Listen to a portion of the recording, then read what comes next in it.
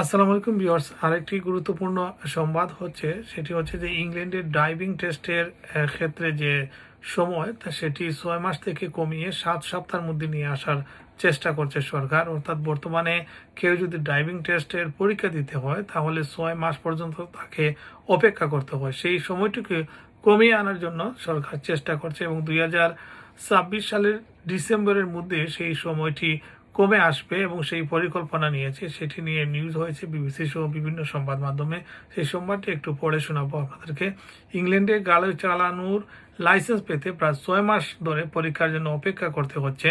এই পরিস্থিতিকে সম্পূর্ণ অগ্রহণযোগ্য বলে মন্তব্য করেছেন সংশ্লিষ্ট মন্ত্রী। তিনি জানিয়েছেন যে আগামী গ্রীষ্ম অর্থাৎ আগামী সামার নাগাদ এই জট কমানোর লক্ষ্যে সরকার প্রতি মাসে অতিরিক্ত 10,000 ড্রাইভিং টেস্ট তারা পরিচালনা করবে। অর্থাৎ 10,000 ড্রাইভিং টেস্ট যাতে দিতে পারেন সেই ব্যবস্থা নেবে সরকার। আর গড় অপেক্ষার সময় থাকবে 7 সপ্তাহ। বর্তমানে যুক্তরাজ্যের বিভিন্ন অঞ্চলে পরীক্ষার জন্য ন্যূনতম 6 মাস অপেক্ষা করতে হচ্ছে বলে জানিয়েছে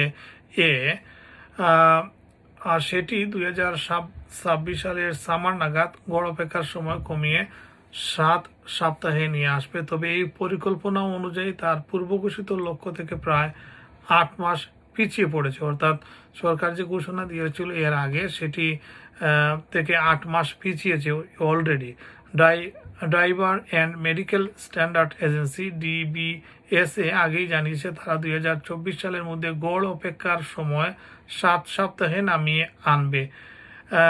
কেন হচ্ছে এত দেরি সেই প্রশ্নের উত্তরে ডিবিএসএ জানিয়েছে চাহিদা বেড়ে যাওয়া এবং গ্রাহকদের নতুন ধরনের বুকিং আচরণের কারণে এই জট সৃষ্টি হয়েছে। ড্রাইভিং পরীক্ষার সংখ্যা বাড়াতে প্রশিক্ষণ সক্ষমতা দ্বিগুণ করা হবে। অন্যান্য বিভাগে কাজ করছেন এমন প্রাক্তন প্রশিক্ষণ পরীক্ষকদের অস্থায়ীভাবে আবারও ফ্রন্ট লাইনে ফেরানোর চেষ্টা করা হবে।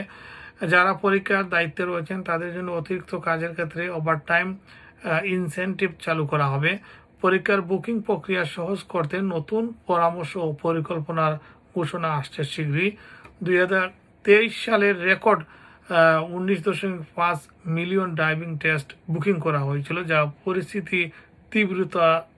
পরিস্থিতি গুলাটে করে ফেলেছিল একসাথে এত ড্রাইভিং টেস্ট বুকিংয়ের কারণে। আরেকটি কারণ হচ্ছে যে কোভিডের সময় অনেকেই ড্রাইভিং টেস্ট দিতে পারেনি।